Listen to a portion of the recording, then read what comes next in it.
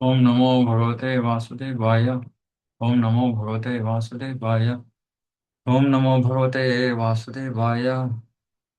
नारायणं नमस्कृत्य नरं चैव नरोत्तमं देवीं सरस्वतीं व्यासं ततो जयमुदीरयेत्।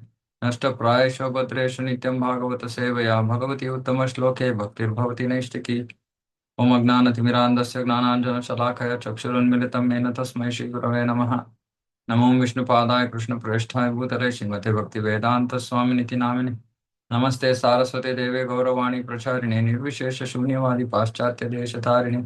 जय श्री कृष्ण चैतन्य प्रभु नित्यानंद श्री अद्वैत गदाधर शिवासादि गौर भक्त वृंदा। हरे कृष्ण कृष्ण कृष्ण हरे हरे।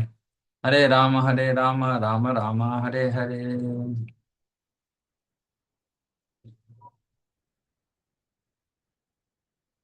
हरे कृष्ण। ಓಕೆ. ಸೊ ಇವತ್ತು ನಾವು ಸ್ಕಂದ 1 ಅಧ್ಯಾಯ 2 ಶ್ಲೋಕ 14ರಿಂದ ಮುಂದುವರ್ಸೋಣ. ತಸ್ಮಾದೇಕೇನ ಮನಸಾ ಭಗವಾನ್ ಸಾತ್ವತಾಂ ಪತಿಃ ಶ್ರೋತವ್ಯ ಕೀರ್ತಿತವ್ಯಶ್ಚ ಧ್ಯೇಯ ಪೂಜ್ಯಶ್ಚ ನಿತ್ಯದಾ. ತಸ್ಮಾತ್ ಹಾಗಾಗಿ ಯಾಕೆ ವರ್ಣಾಶ್ರಮದ ಬಗ್ಗೆ ಮಾತಾಡಾಯ್ತು, ವೃತ್ತಿ ಕರ್ತವ್ಯಗಳ ಬಗ್ಗೆ ಮಾತಾಡಾಯ್ತು. ಆ ವೃತ್ತಿ ಕರ್ತವ್ಯದಿಂದ ನಾವು ಭಗವಂತನ ಭಕ್ತಿಯಲ್ಲಿ ತೊಡಗಬೇಕು. ಆ ಭಗವಂತನ ಭಕ್ತಿ ಏನು ಅನ್ನೋದಕ್ಕೆ ಈ ಶ್ಲೋಕ. ತಸ್ಮಾತ್ ಹಾಗಾಗಿ ಏನ್ ಮಾಡಬೇಕು? ಏಕೇನ ಮನಸ, ಏಕಾಗ್ರತೆಯೊಂದಿಗೆ. ಭಗವಾನ್ ಸಾತ್ವತಾಂ ಪತಿ. ಸಾತ್ವತಾಂ ಅಂದ್ರೆ ಭಕ್ತರು, ಪತಿ ಅಂದ್ರೆ ಸ್ವಾಮಿ ಅಥವಾ ರಕ್ಷಕ. ಭಕ್ತರ ರಕ್ಷಕನಾದ ಭಗವಂತನ ಬಗ್ಗೆ ಶ್ರೋತವ್ಯ ಕೀರ್ತಿತವ್ಯ, ಶ್ರವಣ ಮಾಡಿ ಕೀರ್ತನ ಮಾಡಿ. ಧ್ಯೇಯ ಬಹಳ ಮುಖ್ಯ. ಇದು ಧ್ಯೇಯ ಅಂದ್ರೆ ಸ್ಮರಣೆ ಮಾಡಿ. ಪೂಜ್ಯ ಆರಾಧನೆ ಮಾಡಿ. ನಿತ್ಯದ ಸತತವಾಗಿ. ಹಾಗಾಗಿ ಏಕಾಗ್ರತೆಯೊಂದಿಗೆ ವ್ಯಕ್ತಿ ಸತತವಾಗಿ ದೇವೋತ್ತಮ ಪರಮ ಪುರುಷನ ಬಗ್ಗೆ ಶ್ರವಣ ಮಾಡಬೇಕು, ಅವನ ಗುಣಗಾನ ಮಾಡಬೇಕು, ಅವನನ್ನು ಸ್ಮರಿಸಬೇಕು ಮತ್ತು ಅವನನ್ನು ಆರಾಧಿಸಬೇಕು. ಅದೇ ಈ ದೇವೋತ್ತಮ ಪರಮ ಪುರುಷ ಭಕ್ತರ ರಕ್ಷಕ. ಬಹಳ ಮುಖ್ಯವಾದ ವಿಷಯಗಳು ಈ ಒಂದು ಶ್ಲೋಕದಲ್ಲಿ. ನಮ್ಮ ಭಕ್ತಿಯ ಮಾರ್ಗ ಏನು ಅನ್ನೋದನ್ನ ನಮಗೆ ಸರಳವಾದ ಈ ಒಂದು ಶ್ಲೋಕದಲ್ಲಿ ಕೊಟ್ಬಿಟ್ಟಿದ್ದಾರೆ. ಆಮೇಲೆ ಪ್ರಹ್ಲಾದ್ ಮಹಾರಾಜ್ ನವವಿಧ ಭಕ್ತಿಯನ್ನ ಕೊಡ್ತಾರೆ 7ನೇ ಸ್ಕಂದದಲ್ಲಿ. ಆದ್ರೆ ಈ 1ನೇ ಸ್ಕಂದದಲ್ಲೇ ಆಗ್ಲೇ ಸ್ಪಷ್ಟವಾಗಿದೆ: ಶ್ರವಣ ಕೀರ್ತನ ಸ್ಮರಣ ಪೂಜಾ. ಇವಾಗ ಈ ಶ್ರವಣ ಕೀರ್ತನ ಸ್ಮರಣ ಇವು ಭಾಗವತ ವಿಧಿ ಅಂತ ಕರೀತಾರೆ.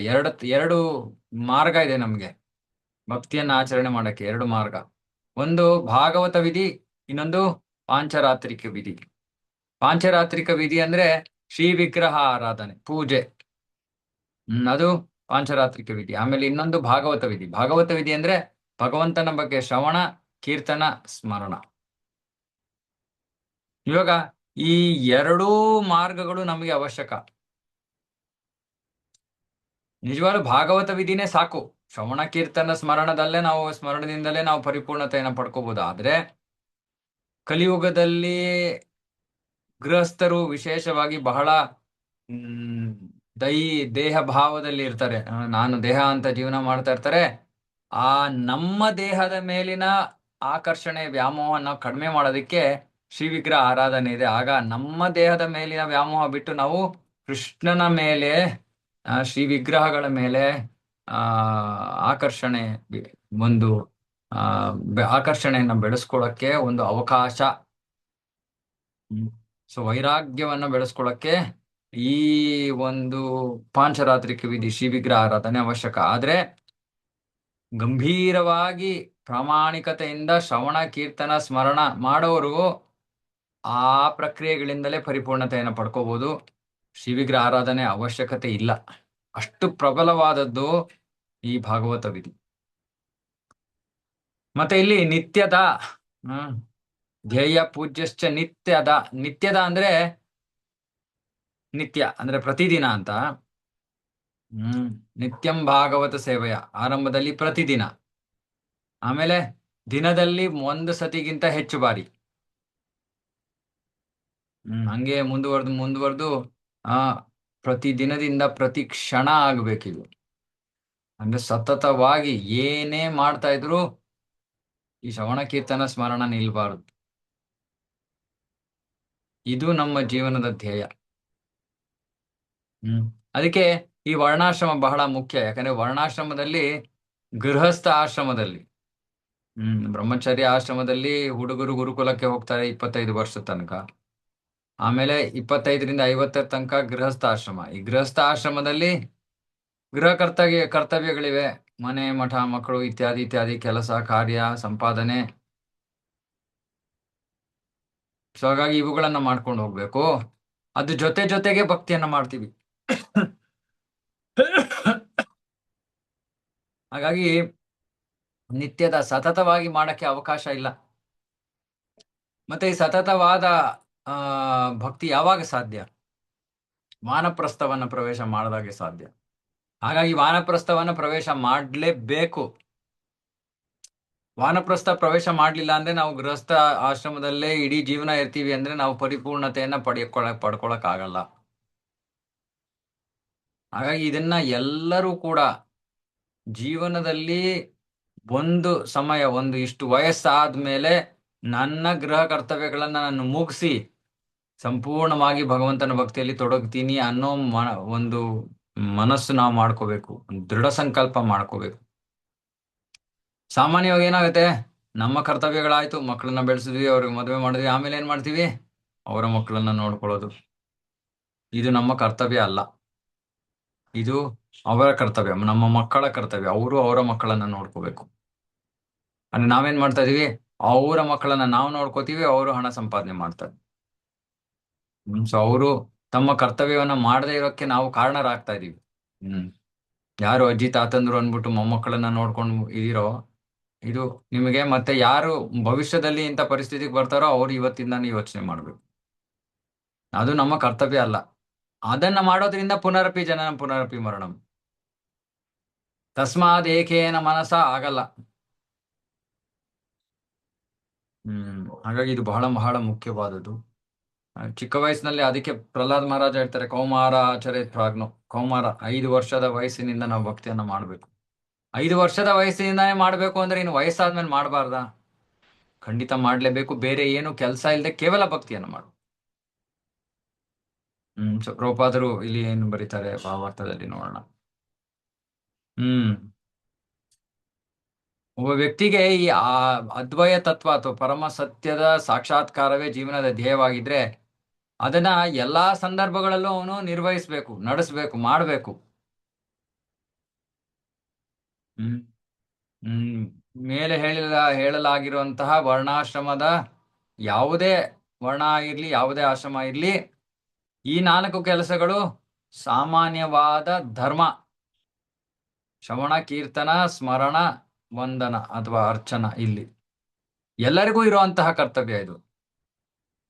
ಈ ತತ್ವಗಳಿಲ್ಲದೆ ನಾವು ಬದುಕೋಕ್ಕೆ ಆಗಲ್ಲ. ಯಾಕಂದ್ರೆ ಆತ್ಮ ಭಗವಂತನ ಅಂಶ. ಹಾಗಾಗಿ ಭಗವಂತನಿಗೆ ಸೇವೆ ಮಾಡೋದು ನಮ್ಮ ಸ್ವರೂಪ ಸ್ಥಿತಿ, ನಮ್ಮ ಧರ್ಮ. ಹ್ಮ್ ಮತ್ತೆ ವಿಶೇಷವಾಗಿ ಪ್ರಭುಪಾದರು ಹೇಳ್ತಾ ಇದ್ದಾರೆ, ಆಧುನಿಕ ಸಮಾಜದಲ್ಲಂತೂ ಎಲ್ಲಾ ಚಟುವಟಿಕೆಗಳು ಹೆಚ್ಚು ಕಡಿಮೆ ಶ್ರವಣ ಕೀರ್ತನದ ಮೇಲೆ ಅವಲಂಬಿತ ಅಲ್ವಾ? ನ್ಯೂಸ್ ಕೇಳ್ತೀವಿ, ಆ ಅಥವಾ ಇನ್ಯಾರು ಹೇಳ್ತಾ ಇರೋದನ್ನ ಕೇಳ್ತೀವಿ, ಅಥವಾ ಯಾರನ್ನು ಹೊಗಳ್ತೀವಿ. ಈ ಕೆಲ್ಸಾನೇ ನಡೀತಾ ಇರೋದು. ಇವಾಗ ಯಾರೋ ಒಬ್ಬ ವ್ಯಕ್ತಿಯನ್ನ ಚೆನ್ನಾಗಿ ಹೊಗಳ್ಬಿಟ್ರೆ ಆ ವಾಟ್ಸಾಪ್ ಅಲ್ಲಿ, ನ್ಯೂಸ್ ಅಲ್ಲಿ, ಪೇಪರ್ ಅಲ್ಲಿ ಅವನ್ ತಕ್ಷಣ ಒಂದ್ ದೊಡ್ಡ ಮನುಷ್ಯ ಆಗ್ಬಿಡ್ತಾನೆ. ಹ್ಮ್ ಹ್ಮ್ ನಾ ಈ ರಾಜಕೀಯ ನಾಯಕರು ಆ, ಅಷ್ಟೇ, ಯಾರೋ ಅವರ ಗುಣಗಾನ ಮಾಡ್ತಾರೆ, ದೊಡ್ಡ ಮನುಷ್ಯ ಆಗ್ಬಿಡ್ತಾರೆ ಅವ್ರು. ಹಾಗಾಗಿ ಯೋಗ್ಯತೆ ಇಲ್ಲದೆ ಇರೋಂತ ವ್ಯಕ್ತಿಯ ಒಂದು ಹುಸಿ ಗುಣಗಾನದಿಂದ ಅವನು ಪ್ರಸಿದ್ಧನಾಗ್ಬೋದು, ಆದ್ರೆ ನಿಜವಾಗ್ಲೂ ಯಾರಿಗೂ ಅದರಿಂದ ಯಾವ ಒಳಿತೂ ಇಲ್ಲ. ಹ್ಮ್ ಹಾಗಾಗಿ ಇಂತಹ ಎಲ್ಲಾ ಚಟುವಟಿಕೆಗಳು, ಭೌತಿಕ ಶ್ರವಣ ಕೀರ್ತನ, ಇದು ಸಮಯ ವ್ಯರ್ಥತೆ. ನಿಜವಾಗಿಯೂ ಯಾರನ್ನ ವೈಭವೀಕರಿಸಬೇಕು, ಯಾರ ಗುಣಗಾನ ಮಾಡಬೇಕು? ದೇವೋತ್ತಮ ಪರಮ ಪುರುಷನ ಗುಣಗಾನ ಮಾಡಬೇಕು. ಯಾಕಂದ್ರೆ ಎಲ್ಲವನ್ನು ನಮಗೆ ಕೊಟ್ಟಿರೋನು ಅವನು. ಅವನ ಕೃಪೆಯಿಂದ ನಮ್ಮ ಜೀವನ ನಡೀತಾ ಇದೆ. ಜನ್ಮಾದ್ಯಸ್ಯ ಎಲ್ಲವೂ ಅವನಿಂದ ಬಂದಿರೋದು. ಹಾಗಾಗಿ ಬೇರೆಯವರನ್ನ ನಾವು ಹೊಗಳೋ ಬದಲು ಕೃಷ್ಣನ, ದೇವೋತ್ತಮ ಪರಮ ಪುರುಷನನ್ನ ಹೊಗಳ್ಬೇಕು. ಅವನು ನಿಜವಾದ ಒಂದು ಗುಣಗಾನಕ್ಕೆ ಯೋಗ್ಯ ವಸ್ತು ಅಥವಾ ಮ್, ವ್ಯಕ್ತಿ. ಮತ್ತೆ ಈ ಗುಣಗಾನ ಮಾಡಿದಾಗ, ಭಗವಂತನ ಗುಣಗಾನ ಮಾಡಿದಾಗ ನಮಗೆ ಸಂತೋಷದ ಅನುಭವ ಆಗತ್ತೆ. ಇವಾಗ ಇದು ಬಹಳ ವಿಶೇಷವಾದದ್ದು. ಈ ಸಂತೋಷದ ಅನುಭವ ಅಂದ್ರೇನು? ಕೃಷ್ಣನಿಗೆ ಸೇವೆಯನ್ನ ಮಾಡ್ತಿರುವಾಗ ನಾವು ಪ್ರತ್ಯೇಕವಾಗಿ ಆನಂದವನ್ನ ಪಡೆಯೋ ಪ್ರಯತ್ನ ಮಾಡಬೇಕಾಗಿಲ್ಲ. ಕೃಷ್ಣ ಸಂತೃಪ್ತನಾದ್ರೆ ನಾವು ಸಂತೃಪ್ತರಾಗ್ತೀವಿ, ನಾವು ಆನಂದವನ್ನ ಅನುಭವಿಸ್ತೀವಿ. ಹಾಗಾಗಿ ಆ ನಿಜವಾದ ಆನಂದದ ಅನುಭವ ನಮಗೆ ಸಹಜವಾಗಿ ಆಗತ್ತೆ.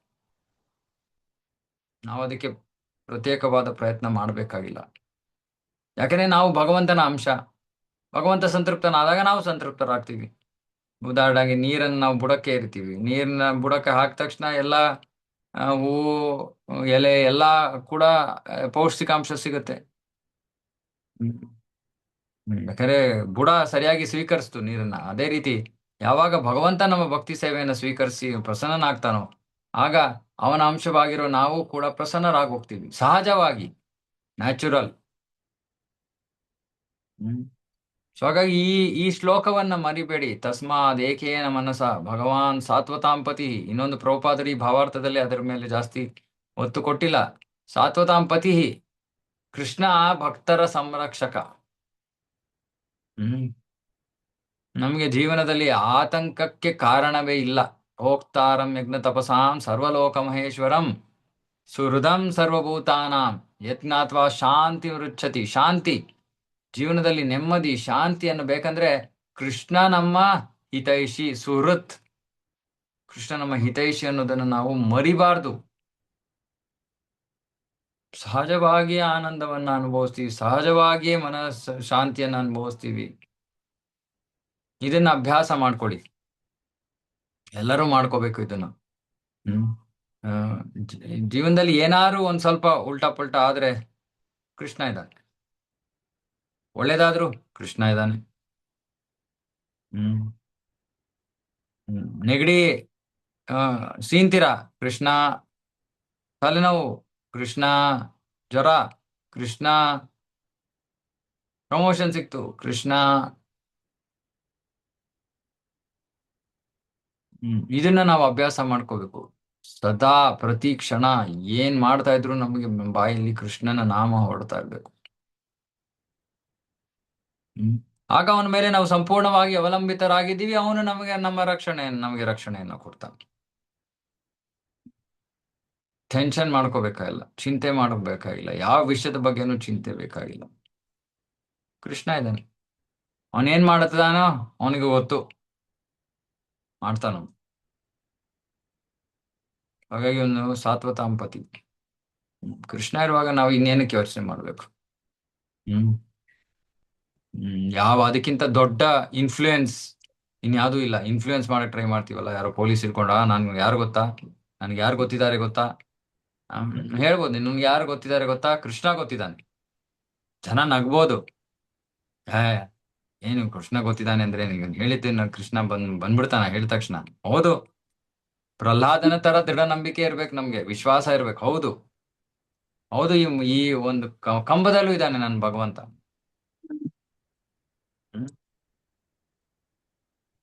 ಹ್ಮ್. ಇದು ಭಗವಂತನ ಭಕ್ತರ ನಡುವೆ, ಭಕ್ತ ಮತ್ತೆ ಭಗವಂತನ ನಡುವಿನ ಸಂಬಂಧ, ಪ್ರೀತಿಯ ಸಂಬಂಧ ಇದು. ಹ್ಮ್. ಶ್ಲೋಕ 15. ಯದನುಧ್ಯಾಸಿನಾ ಯುಕ್ತಾ ಕರ್ಮಗ್ರಂಥಿ ನಿಬಂಧನಂ ಚಿಂದಂತಿ ಕೋವಿದಾಸ್ತಸ್ಯ ಕೋ ನ ಕುರ್ಯಾತ್ ಕಥಾರತಿಂ. ಅನುಧ್ಯಾಸಿನ, ಅನುಧ್ಯ ಅಂದ್ರೆ ಸ್ಮರಣೆ. ನಿಧಾನಕ್ಕೆ ಒಬ್ಬ ವ್ಯಕ್ತಿ, ಹರೇ ಕೃಷ್ಣ, ನೀವು ಮ್ಯೂಟ್ ಮಾಡ್ಕೊಳ್ಳಿ ದಯವಿಟ್ಟು, ರೆಕಾರ್ಡ್ ಆಗ್ತಾ ಇದೆ. ಹ್ಮ್. ಕೈಯಲ್ಲಿ ಕತ್ತಿಯನ್ನ ಹಿಡಿದು, ಹಸೀನಾ ಅಂದ್ರೆ ಕತ್ತಿ.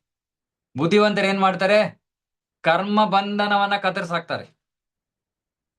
ಬುದ್ಧಿವಂತ ವ್ಯಕ್ತಿಗಳು ಕೈಯಲ್ಲಿ ಖಡ್ಗವನ್ನ ಹಿಡಿದು ಕತ್ತಿಯನ್ನ ಹಿಡಿದು ಆ ಕರ್ಮ ಬಂಧನವನ್ನ ಕತ್ತರಿಸಾಕ್ತಾರೆ. ಏನ್ ಮಾಡೋದ್ರಿಂದ? ಸುಮ್ನೆ ದೇವೋತ್ತಮ ಪರಮ ಪುರುಷನನ್ನ ಸ್ಮರಿಸೋದ್ರಿಂದ. ಹಾಗಾಗಿ ಇಲ್ಲಿ ಪ್ರಶ್ನೆ ಕೇಳ್ತಾ ಇದಾರೆ, ಮತ್ತೆ ಈ ಭಗವಂತನ ಸಂದೇಶವನ್ನ ಯಾರು ತಾನೇ ಮನಸ್ಸಿಟ್ಟು ಕೇಳೋದಿಲ್ಲ? ಯಾರು ಅದನ್ನ ನಿರ್ಲಕ್ಷಿಸ್ತಾರೆ? ಎಂತಹ ಮುಟ್ಟಾಳ ಅದನ್ನ ನಿರ್ಲಕ್ಷಿಸ್ತಾನೆ ಅನ್ನೋ ಪ್ರಶ್ನೆ ಇದು. ಯಾಕಂದ್ರೆ ಸುಮ್ನೆ ದೇವೋತ್ತಮ ಪರಮ ಪುರುಷನ ಬಗ್ಗೆ ಸ್ಮರಣೆ ಮಾಡೋದ್ರಿಂದ, ಓ ಕೃಷ್ಣ ಅಷ್ಟೇ, ಸುಮ್ನೆ ಸ್ಮರಣೆ, ಹರೇ ಕೃಷ್ಣ, ಓ ರಾಧಾ ಕೃಷ್ಣ, ಹರೇ ಕೃಷ್ಣ ಹರೇ ಕೃಷ್ಣ, ಈ ಜಪ ಮಾಡೋದ್ರಿಂದ ನಾವು ಭಗವಂತನ ಸ್ಮರಣೆ ಆಗತ್ತೆ ನಮಗೆ. ನಾಮ ತಗೊಂಡ ತಕ್ಷಣ ಸುಮ್ಮನೆ ಈ ನಾಮವನ್ನ ತಗೊಳೋದ್ರಿಂದ ಇಲ್ಲಿ ಏನ್ ಹೇಳ್ತಾ ಇದಾರೆ? ಕರ್ಮ ಬಂಧನದಿಂದ ಮುಕ್ತರಾಗ್ಬಿಡ್ತೀವಿ. ಕರ್ಮ ಬಂಧನ ಎಲ್ಲ ಕತ್ತರಿಸಿ ಹೋಗ್ಬಿಡತ್ತೆ. ಆದ್ರೆ ಈ ಸ್ಮರಣೆಯ ಕಾರ್ಯವನ್ನ ಯಾರು ಮಾಡ್ತಾರೆ? ಬುದ್ಧಿವಂತರು ಮಾಡ್ತಾರೆ. ಹ್ಮ್ ಸುಮ್ಮನೆ ಸ್ಮರಣೆಯಿಂದ ಎಲ್ಲಾ ಕರ್ಮಫಲ ಆಗುವಾಗ ಯಾರು ತಾನೇ ಇದನ್ನ ಶ್ರವಣ ಮಾಡಲ್ಲ? ಯಾಕಂದ್ರೆ ಶ್ರವಣ ಮಾಡ್ಬೇಕು, ಸ್ಮರಣೆ ಮಾಡೋದಕ್ಕೆ ಶ್ರವಣ ಮಾಡ್ಬೇಕು. ಯಾವ ರೀತಿ ಶ್ರವಣ ಮಾಡ್ಬೇಕು? ಏಕಾಗ್ರತೆಯೊಂದಿಗೆ, ತಸ್ಮಾದ್ ಏಕೇನ ಮನಸ,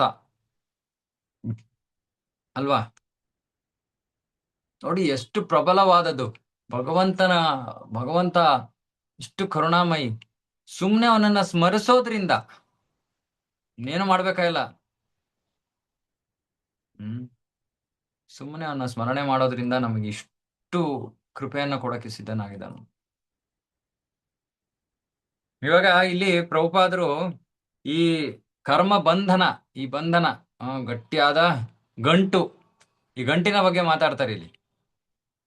ಇದು ಬಹಳ ಮುಖ್ಯವಾದದ್ದು. ಇದು ಈ ಆತ್ಮ ಕಿಡಿ ಭೌತಿಕ ವಾತಾವರಣದೊಳಗೆ ಪ್ರವೇಶ ಮಾಡಿದ ತಕ್ಷಣ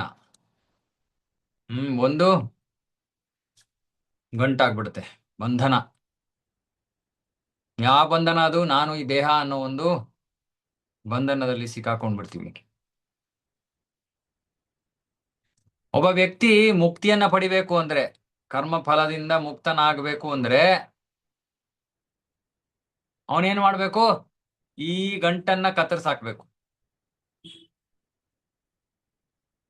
ಗಂಟನ್ನ ಕತ್ತರಿಸಾಕ್ಬೇಕು. ಯಾಕಂದ್ರೆ ಗಂಟೆ ಮೊದಲು ಸೃಷ್ಟಿಯಾಗಿರೋದು ಈ ಗಂಟು, ಬಂಧನ.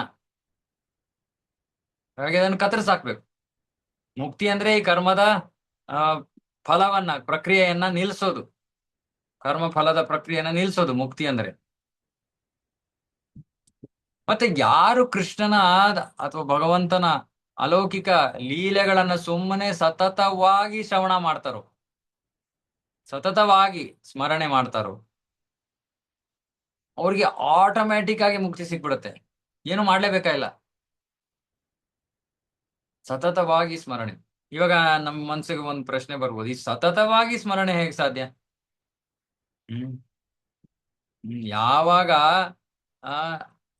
ಯಾವಾಗ ನಾವು ಯಾವ್ದಾರು ಒಂದು ವಸ್ತುವನ್ನ ಬಹಳ ಹಚ್ಕೋತೀವೋ ಆಗ ಆ ವಸ್ತು ಅಥವಾ ವ್ಯಕ್ತಿ ಬಗ್ಗೆ ಸತತವಾಗಿ ಯೋಚನೆ ಮಾಡ್ತಾ ಇರ್ತೀವಿ, ಅದು ಸ್ಮರಣೆ. ಹಾಗಾಗಿ ಕೃಷ್ಣನ್ನ ನಾವ್ ಯಾವಾಗ ಬಹಳ ಹಚ್ಕೋತೀವೋ ಅವಾಗ ಆ ಸತತವಾದ ಸ್ಮರಣೆ ಸಹಜವಾಗಿ ಆಗತ್ತೆ.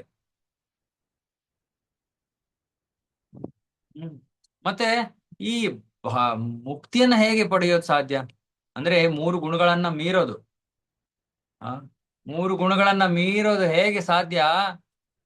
ಯಾಕಂದ್ರೆ ಕೃಷ್ಣನ ಲೀಲೆಗಳು ಮೂರು ಗುಣಗಳನ್ನ ಮೀರಿರೋದ್ರಿಂದ, ಅದನ್ನು ಶ್ರವಣ ಮಾಡೋದ್ರಿಂದಾನೇ ನಾವು ಮೂರು ಗುಣಗಳನ್ನ ಮೀರ್ಬಿಡ್ತೀವಿ.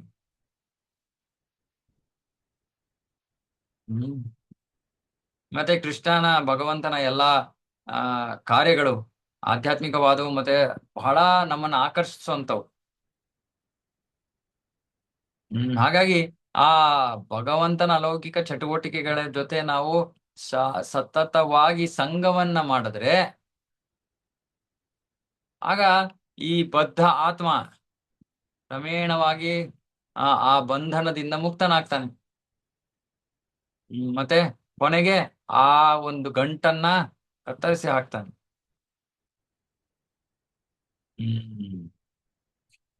ಮತ್ತೆ ಈ ಮುಕ್ತಿ ಏನು? ಮುಕ್ತಿ ಅಂದ್ರೆ ಮುಕ್ತಿರ್ಹಿತ್ವ ಅನ್ಯಥಾ ರೂಪಂ ಸ್ವರೂಪೇನ ವ್ಯವಸ್ಥಿತಿ. ನಮ್ಮ ಸ್ವರೂಪ ಸ್ಥಿತಿಯಲ್ಲಿ ನಾವು ಸ್ಥಿತರಾಗಿದ್ರೆ ಅದೇ ಮುಕ್ತಿ. ಸ್ವರೂಪ ಸ್ಥಿತಿ ಅಂದ್ರೆ ಏನು? ನಾನು ಆತ್ಮ, ನಾನು ಕೃಷ್ಣನ ಅಂಶ, ಕೃಷ್ಣ ನನ್ನ ಸ್ವಾಮಿ, ಅವನ ಸೇವೆ ಮಾಡೋದು ನನ್ನ ಕರ್ತವ್ಯ. ಇದು ನಮ್ಮ ಸ್ವರೂಪ ಸ್ಥಿತಿ. ಹ್ಮ್ ಮತ್ತೆ ನಾನು ಸುಮ್ನೆ ಜ್ಞಾನವನ್ನ ಪಡ್ಕೊಂಡು ನಾನು ಮುಕ್ತಿಯನ್ನ ಪಡ್ಕೋತೀನಿ ಅಂದ್ರೆ ಸಾಧ್ಯ ಇಲ್ಲ. ವಿಜ್ಞಾನ ಇರ್ಲೇಬೇಕು. ಅಂದ್ರೆ ಜ್ಞಾನ ಪಡೆದೆ ಅದನ್ನ ನಾನು ಆ ಕಾರ್ಯರೂಪಕ್ಕೆ ತರಬೇಕು. ಆಗ ಮಾತ್ರ ಮುಕ್ತಿ ಸಾಧ್ಯ. ಮತ್ತೆ ನಾ ಮುಂಚೆನೆ ಹೇಳ್ದಂಗೆ ಈ ಜ್ಞಾನ ಮಾರ್ಗ, ಯೋಗ ಮಾರ್ಗ, ಇವು ಭಕ್ತಿ ಇಲ್ಲದೆ ಇವು ಪರಿಪೂರ್ಣತೆಯನ್ನು ಕೊಡಕ್ಕೆ ಸಾಧ್ಯ ಇಲ್ಲ. ಹ್ಮ್ ಯಾಕಂದ್ರೆ ಈ ಭಕ್ತಿ ಮೊದಲು ಆ ಜ್ಞಾನದ ಮೇಲೆ ಸ್ವಲ್ಪ ಭಕ್ತಿ ಆವರಣ ಇರುತ್ತೆ. ಅಂತಿಮವಾಗಿ ಭಕ್ತಿಯೇ ಪ್ರಧಾನವಾಗೋಗುತ್ತೆ. ಜ್ಞಾನ ಹಿನ್ನೆಲೆ ಕೊಟ್ಟೋಗ್ಬಿಡುತ್ತೆ. ಆಗ ಮುಕ್ತಿ ಸಾಧ್ಯ. ಹ್ಮ್ ಕರ್ಮವೂ ಕೂಡ ಭಕ್ತಿಯಿಂದ ಆವೃತವಾದಾಗ ಇದಕ್ಕೆ ಕರ್ಮ ಮಿಶ್ರ ಭಕ್ತಿ ಅಂತಾರೆ. ಅಥವಾ ಕರ್ಮ ಯೋಗ ಅಂತಾರೆ. ಮತ್ತೆ ಜ್ಞಾನ ಮಿಶ್ರ ಭಕ್ತಿಯನ್ನ ಜ್ಞಾನ ಯೋಗ ಅಂತ ಕರೀತಾರೆ. ಇದರಿಂದ ಮುಕ್ತಿ ಸಿಗತ್ತೆ. ಅರೆ ಶುದ್ಧ ಭಕ್ತಿ ಅಂದ್ರೆ ಜ್ಞಾನ ಕರ್ಮಾದಿ ಅನಾವೃತಂ, ಜ್ಞಾನವೂ ಇಲ್ಲ ಕರ್ಮವೂ ಇಲ್ಲ, ಕೇವಲ ಭಕ್ತಿ. ಹ್ಮ್. ಅದು ನಮಗೆ ಮುಕ್ತಿಯನ್ನ ಮಾತ್ರ ಕೊಡೋದಲ್ಲ, ಭಗವಂತನ ಪ್ರತಿಯೇ ಅಲೌಕಿಕ ಆ ಸ್- ಪ್ರೇಮಮಯ ಸೇವೆಯನ್ನು ಕೊಡುತ್ತೆ. ಅದು ಕರ್ಮ ಮಾರ್ಗದಲ್ಲಿ ಜ್ಞಾನ ಮಾರ್ಗದಲ್ಲಿ ಇಲ್ಲ.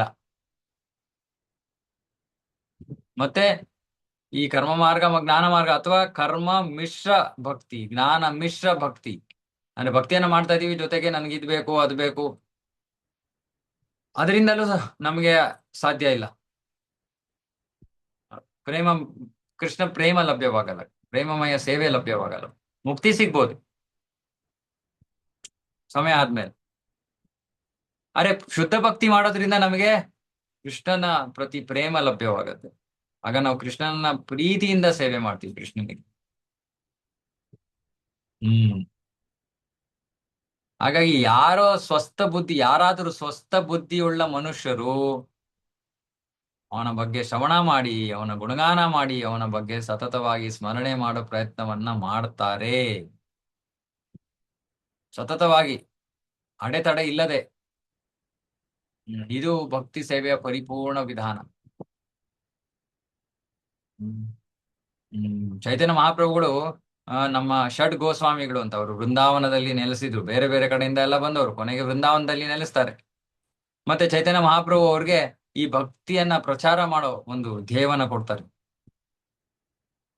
ಹ್ಮ್ ಹಾಗಾಗಿ ಅವರು ಯಾವಾಗ್ಲೂ ಸತತವಾಗಿ ಕೃಷ್ಣನ ಅಲೌಕಿಕ ಲೀಲೆಗಳ ಶ್ರವಣ ಕೀರ್ತನ, ಬರೆಯೋದು, ಸ್ಮರಣೆ ಮಾಡೋದು, ಹೀಗೆ ಆ ಬೇಕಾದಷ್ಟು ಅಲೌಕಿಕ ಸಾಹಿತ್ಯಗಳನ್ನು ಕೊಟ್ಟಿದ್ದಾರೆ ನಮ್ಮ ಲಾಭಕ್ಕಾಗಿ. ಮತ್ತೆ ಬೇರೆ ಬೇರೆ ವರ್ಣಾಶ್ರಮ, ಬೇರೆ ಬೇರೆ ಜೀವನ ಪರಿಸ್ಥಿತಿಯಲ್ಲಿ ಇರೋರು ಎಲ್ಲರಿಗೂ ಕೂಡ ಪರಿಪೂರ್ಣತೆಗೆ ಮಾರ್ಗವನ್ನ ಕೊಟ್ಟಿದ್ದಾರೆ. ಮತ್ತೆ ಈ ಎಲ್ಲ ಆ ಮಾರ್ಗಗಳು ಇವು ಭಾಗವತದ ಪ್ರಕಾರವಾಗಿರೋದು. ಹ್ಮ್. ಹಾಗಾಗಿ ಇದನ್ನ ನಾವು ಮರಿಬಾರ್ದು. ಇದು ಏನೋ ನಮ್ಮ ಸುಮ್ಮನೆ ಕೃಷ್ಣನ ಬಗ್ಗೆ ಸ್ಮರಣೆ ಮಾಡೋದ್ರಿಂದಲೇ ನಮ್ಮ ಕರ್ಮ ಬಂಧನ ಕತ್ತರಿಸಿ ಹೋಗ್ಬಿಡುತ್ತೆ. ಎಷ್ಟು ಸುಲಭ ನೋಡಿ ಮುಕ್ತಿಯನ್ನ ಪಡ್ಕೊಳ್ಳೋದು. ಸುಮ್ಮನೆ ಕೃಷ್ಣನ ಬಗ್ಗೆ ಶ್ರವಣ ಮಾಡಿ ಅವನ ಸ್ಮರಣೆಯನ್ನ ಮಾಡ್ಬೇಕು ಅಷ್ಟೇ. ದೊಡ್ಡ ಎಲ್ಲೋ ಆ ಏನೋ ಈ ಜ್ಞಾನ ಹಿಮಾಲಯಕ್ಕೆ ಹೋಗೋದು, ಏನೋ ಈ ಕಠಿಣವಾದ ತಪಶ್ಚರ್ಯನ ಮಾಡೋದು ಏನೋ ಅವಶ್ಯಕತೆ ಇಲ್ಲ. ಸಂತೋಷವನ್ನ ಕೊಡುವಂತಹ ಪ್ರಕ್ರಿಯೆ ಭಗವಂತನ ಲೀಲೆ ಬಗ್ಗೆ ಶ್ರವಣ ಮಾಡೋದು, ಕೀರ್ತನೆ ಮಾಡೋದು, ಸ್ಮರಣೆ ಮಾಡೋದು.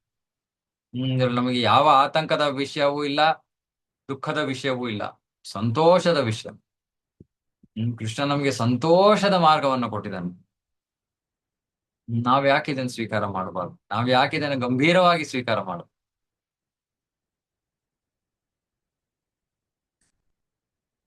ಶ್ಲೋಕ 16. ಶುಶ್ರೂಷೋಷದ್ದಾನಸ್ಯ ವಾಸುದೇವ ಕಥಾ ರುಚಿ ಸ್ಯಾನ್ ಮಹತ್ ಸೇವಯಾ ವಿಪ್ರ ಪುಣ್ಯತೀರ್ಥ ನಿಷೇವನಾಥ್. ಇವಾಗ ಹೇಳ್ತಾ ಇದಾರೆ, ಇವಾಗ ನಮಗೆ ಆ ಶ್ರವಣ ಮಾಡಕ್ಕೆ ನನ್ಗೆ ಆಸಕ್ತಿ ಇಲ್ಲ. ಏನ್ ಮಾಡ್ಬೇಕು ನಾನು? ಪರಿಶುದ್ಧ ಭಕ್ತರು ಯಾರು ಎಲ್ಲ ದೋಷಗಳಿಂದ ಮುಕ್ತರಾಗಿದ್ದಾರೋ ಅಂತವ್ರಿಗೆ ಸೇವೆಯನ್ನ ಮಾಡೋದು. ಅಂತವ್ರಿಗೆ ಸೇವೆಯನ್ನ ಮಾಡೋದ್ರಿಂದ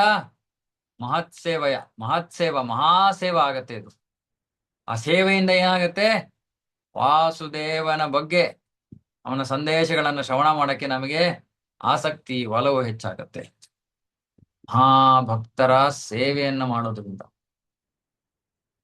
ನಾವ್ ಅನ್ಕೋತೀವಿ ಸುಮ್ನೆ ಆ ಭಕ್ತಿಯನ್ನೇ ನಾನು ಶ್ರವಣ ಮಾಡ್ತಾ ಇದ್ದೀನಿ, ಕೀರ್ತನ ಮಾಡ್ತಾ ಇದ್ದೀನಿ, ಸಾಕು. ಇಲ್ಲ, ಮಹಾಭಕ್ತರಿಗೆ ಸೇವೆಯನ್ನು ಮಾಡು. ಎಂತಹ ಮಹಾಭಕ್ತರು ಅವರು? ಪರಿಶುದ್ಧ ಭಕ್ತರು, ಎಲ್ಲಾ ದೋಷಗಳಿಂದ ಮುಕ್ತರಾಗಿರುವಂತಹ ಭಕ್ತರು.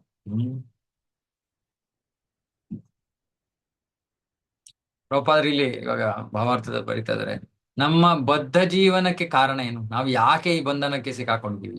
ಯಾಕೆ ಭೌತಿಕ ಜಗತ್ತಿನಲ್ಲಿ ಸಿಕ್ಕಾಕೊಂಡಿದ್ದೀವಿ? ಯಾಕಂದ್ರೆ ನಾವು ಭಗವಂತನ ವಿರುದ್ಧ ಹೋಗಿದ್ದೀವಿ. ಗಂಗೆ ಮತ್ತೆ ಎರಡು ತರದ ಮನುಷ್ಯರಿದ್ದಾರೆ, ಜೀವಿಗಳಿದ್ದಾರೆ, ದೇವ, ಅಸುರ. ಅಸುರ ಅಂದ್ರೆ, ದೇವ ಅಂದ್ರೆ ಭಗವಂತನ ಅಧಿಕಾರವನ್ನ ಪಾಲನೆ ಮಾಡೋರು, ಅದರ ಪ್ರಕಾರವಾಗಿ ನಡ್ಕೊಳ್ಳೋರು. ಅಸುರ ಅಂದ್ರೆ ಭಗವಂತನ ಅಧಿಕಾರದ ವಿರುದ್ಧವಾಗಿ ನಡೆಯೋರು. ಭಗವದ್ಗೀತೆಯಲ್ಲಿ 16ನೇ ಅಧ್ಯಾಯದಲ್ಲಿ ಈ ಅಸುರರ ಗುಣಲಕ್ಷಣಗಳನ್ನು ವಿವರಿಸ್ತಾನೆ ಕೃಷ್ಣ. ಮತ್ತೆ ಈ ಅಸುರರ ಕಥೆ ಏನು, ಭವಿಷ್ಯ ಏನು? ಅವರು ಅಂಧಕಾರದ ಜೀವನ, ಭವಿಷ್ಯದಲ್ಲಿ ಕೆಳಮಟ್ಟಕ್ಕಿಂತ ಕೆಳಮಟ್ಟದ ಜೀವರಾಶಿಗಳಲ್ಲಿ ಜನ್ಮವನ್ನ ಪಡ್ಕೋತಾರೆ. ಪ್ರಾಣಿಗಳ ದೇಹಗಳನ್ನು ಪಡ್ಕೋತಾರೆ. ಮತ್ತೆ ಆ ಪ್ರಾಣಿಗಳ ದೇಹದಲ್ಲಿ ಅವರಿಗೆ ಭಗವಂತನ ಪರಮ ಸತ್ಯದ ಬಗ್ಗೆ ಯಾವ ಮಾಹಿತಿಯೂ ಇರೋದಿಲ್ಲ. ಮತ್ತೆ ಇಂತಹ ಅಸುರರಿಗೆ ಗತಿ ಏನು? ಇಂತಹ ಮುಕ್ತ ಭಕ್ತರಿಂದ, ಮುಕ್ತ ಭಕ್ತರು ಹೋಗಿ ಅವರ ಕೃಪೆಯಿಂದ ಈ ಅಸುರರಿಗೆ ಭಗವತ್ ಪ್ರಜ್ಞೆಯ ಮಾರ್ಗ ಲಭ್ಯವಾಗತ್ತೆ. ಅದಕ್ಕೆ ನಾವು ನೋಡ್ಬೋದು, ಬೇರೆ ಬೇರೆ ದೇಶಗಳಲ್ಲಿ, ವಿದೇಶಗಳಲ್ಲಿ ಭಕ್ತರು ಜನ್ಮ ತಗೊಂಡಿದ್ದಾರೆ ಆ ದೇಶದ ಜನರನ್ನ ಉದ್ಧಾರ ಮಾಡಕ್ಕೆ. ಮತ್ತೆ ಇವರು ಭಗವಂತನಿಗೆ ಬಹಳ ಗೌಪ್ಯವಾದ ಸೇವೆಯನ್ನು ಮಾಡ್ತಾ ಇದ್ದಾರೆ. ಹಾಗಾಗಿ ಬಹಳ ಗೌಪ್ಯವಾದ ಸಂಗಡಿಗರು ಅವರು. ಈ ಮಾನವ ಸಮಾಜವನ್ನ ಈ ಅಪಾಯದಿಂದ, ರಹಿತ ಅಂದ್ರೆ ನಾಸ್ತಿಕತೆ, ಅಪರಾಧ,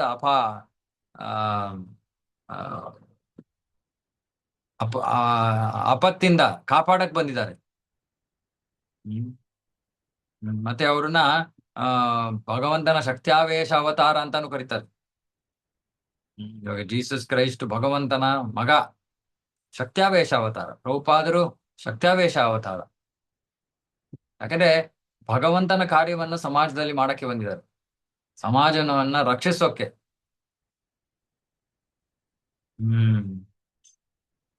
ಅರೆ, ಇವರಲ್ಲಿ ಯಾರು ತಾವೇ ದೇವ್ರು ಅಂತ ಹೇಳ್ಕೊಳಲ್ಲ. ಬೇರೆಯವ್ರು ಹೇಳ್ಕೊತಾರೆ.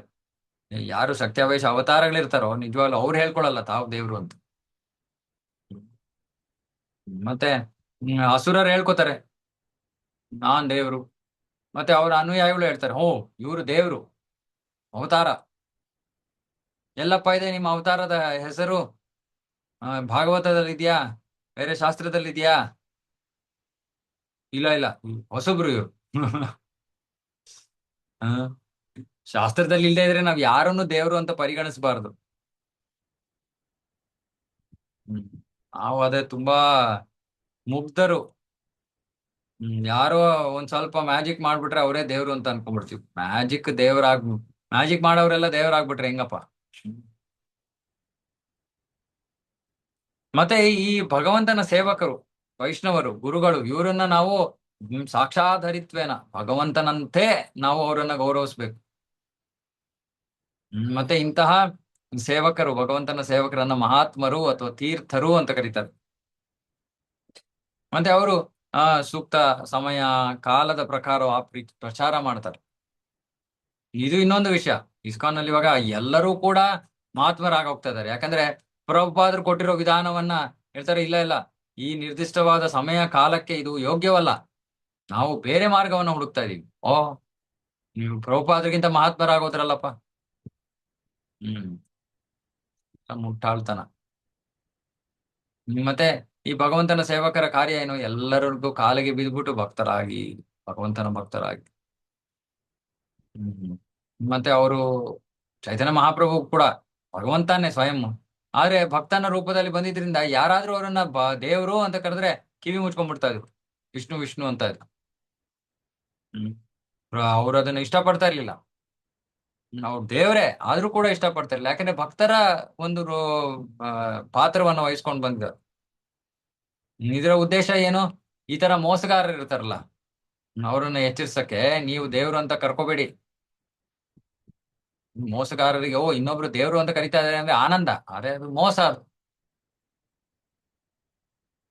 ಹ್ಮ್. ಹಾಗಾಗಿ ಮುಖ್ಯವಾದ ವಿಷಯವನ್ನ ಹೇಳ್ತಾ ಇದ್ದಾರೆ ಪ್ರಭುಪಾದರು. ಈ ಭಗವಂತನ ಸೇವಕರು ಅವರ ಅವರೊಂದಿಗೆ ಸಹಕರಿಸೋದು ಬುದ್ಧಿವಂತ ವ್ಯಕ್ತಿಗಳ ಕಾರ್ಯ. ಎಲ್ಲಾ ರೀತಿಯಲ್ಲೂ ಅವರೊಂದಿಗೆ ಸಹಕರಿಸ್ಬೇಕು ನಾವು. ಅವರು ಭಗವಂತನ ಕಾರ್ಯವನ್ನ ಮಾಡಕ್ಕೆ ಬಂದಿದ್ದಾರೆ, ನಾವು ಅವರಿಗೆ ಸಹಕರಿಸಿದ್ರೆ ನಾವು ನೇರವಾಗಿ ಭಗವಂತನ ಕಾರ್ಯದಲ್ಲಿ ತೊಡಗದಂಗ ಆಗತ್ತೆ. ಹ್ಮ್. ಆ ಏ, ಯಸ್ಯ ಪ್ರಸಾದ ಭಗವತ್ ಪ್ರಸಾದ. ಆ ಭಗವಂತನ ಸೇವಕರು ಸಂತೃಪ್ತರಾದ್ರೆ ಭಗವಂತ ಸಂತೃಪ್ತನಾಗೋದಕ್ಕಿಂತ ಶ್ರೇಷ್ಠ ಅದು. ಹ್ಮ್. ಅಥವಾ ಭಗವಂತನನ್ನ ಆ ಅವನನ್ನ ನೇರವಾಗಿ ಸೇವೆ ಮಾಡೋದಕ್ಕಿಂತ ಹೆಚ್ಚು ಪ್ರಸನ್ನತೆಯನ್ನ, ಒಂದು ಆನಂದವನ್ನ ಭಗವಂತನಿಗೆ ಕೊಡ್ಬೋದು ನಾವು, ಅವನ ಸೇವಕರ ಆದೇಶಗಳನ್ನ ಪಾಲನೆ ಮಾಡೋದು. ಹ್ಮ್. ಮತ್ತೆ ಕೃಷ್ಣನಿಗೆ ಸಂತೋಷ ಆಗತ್ತೆ ಯಾವಾಗ ಅವನ ಭಕ್ತರಿಗೆ ನಾವು ಗೌರವವನ್ನು ಕೊಡ್ತೀವಿ, ಸೇವೆಯನ್ನ ಮಾಡ್ತೀವಿ. ಅವನಿಗೆ ಬಹಳ ಸಂತೋಷ ಆಗತ್ತೆ, ಯಾಕಂದ್ರೆ ಇಂತಹ ಭಕ್ತರು ಬಹಳ ಅಪಾಯಗಳ ಮೂಲಕ, ಅಪಾಯಗಳನ್ನು ಎದುರಿಸ್ಕೊಂಡು ಅವರು ಪ್ರಚಾರ ಕಾರ್ಯವನ್ನು ಮಾಡ್ತಾರೆ. ಹಾಗಾಗಿ ಅವರು ಭಗವಂತನಿಗೆ ಬಹಳ ಪ್ರಿಯರಾದರು. ಹ್ಮ್. ಹ್ಮ್. ಹೀಗೆ ಕೃಷ್ಣ ಭಗವದ್ಗೀತೆಯಲ್ಲಿ ಹೇಳ್ತಾನೆ, ಆ ಇವ್ರಿಗಿಂತ, ಪ್ರಚಾರಕರಿಗಿಂತ ನನಗೆ ಪ್ರಿಯರಾದವರು ಬೇರೆ ಯಾರೂ ಇಲ್ಲ. ಮತ್ತೆ ಇಲ್ಲೊಂದು ತುಂಬಾ ಸುಂದರವಾದ ವಿಷಯ ಪ್ರಭುಪಾದರು ಹೇಳೋದು, ನಾವು ಯಾವಾಗ ಇಂತಹ ಸೇವಕರು, ಭಗವಂತನ ಸೇವಕರ ಸೇವೆಯನ್ನ ಮಾಡ್ತೀವೋ ಕ್ರಮೇಣವಾಗಿ ಅವರಲ್ಲಿರೋ ಗುಣಗಳು ನಮ್ಮಲ್ಲಿ ನಮಗೆ ಬಂದ್ಬಿಡುತ್ತೆ. ಅಂದ್ರೆ ಅವರಲ್ಲಿ ಕೃಷ್ಣ ಪ್ರೇಮ ಇರುತ್ತೆ, ನಮಗೂ ಕೃಷ್ಣ ಪ್ರೇಮ ಲಭ್ಯವಾಗುತ್ತೆ. ಅವ್ರಿಗೆ ಭಗವಂತನ ಬಗ್ಗೆ ಶ್ರವಣ ಮಾಡಕ್ಕೆ ಆಸಕ್ತಿ ಇದೆ, ಹಾಗಾಗಿ ನಮಗೂ ಆಸಕ್ತಿ ಬಂದ್ಬಿಡುತ್ತೆ. ಅವರಲ್ಲಿ ಎಲ್ಲ ದೇವತೆಗಳಲ್ಲಿರೋ ಗುಣಲಕ್ಷಣಗಳಿರುತ್ತವೆ, ಹಾಗಾಗಿ ನಮ್ಮಲ್ಲೂ ಬಂದ್ಬಿಡುತ್ತೆ. ಹ್ಮ್. ಅದಕ್ಕೋಸ್ಕರ ನಾವು ಭಗವಂತನ ಭಕ್ತರ ಸೇವೆಯಲ್ಲಿ ತೊಡಗ್ಬೇಕು. ಬಹಳ ಬಹಳ ಮುಖ್ಯ ಇದು. ಮತ್ತೆ ಇಲ್ಲಿ ಇನ್ನೊಂದು ಮುಖ್ಯವಾದ ವಿಷಯ, ಈ ತರ ಭಾವಾರ್ಥಗಳಲ್ಲಿ ಪ್ರಭುಪಾದರು ಎಷ್ಟೊಂದು ಮುಖ್ಯವಾದ ವಿಷಯಗಳನ್ನು ಬರೀತಾರೆ. ಇಲ್ಲಿ ಹೇಳ್ತಾ ಇದ್ದಾರೆ, ಭಗವತ್ ಧಾಮಕ್ಕೆ ಪ್ರವೇಶ ಮಾಡಬೇಕು ಅಂದ್ರೆ ಮೊದಲ ಅರ್ಹತೆ ಅವನ ಬಗ್ಗೆ ಶ್ರವಣ ಮಾಡಕ್ಕೆ ನಮಗೆ ಉತ್ಸುಕತೆ ಇರಬೇಕು, ಕಾತರತೆ ಇರಬೇಕು. ನಮಗೆ ಕೃಷ್ಣನ ಬಗ್ಗೆ ತಿಳ್ಕೊಳಕ್ಕೆ ಆ ಉತ್ಸಾಹ ಇಲ್ಲ, ನಾವು ಕಾತರರಾಗಿಲ್ಲ ಅಂದ್ರೆ ನಾವು ಹೇಗೆ ಭಗವತ್ ಧಾಮಕ್ಕೆ ಹೋಗ್ತೀವಿ?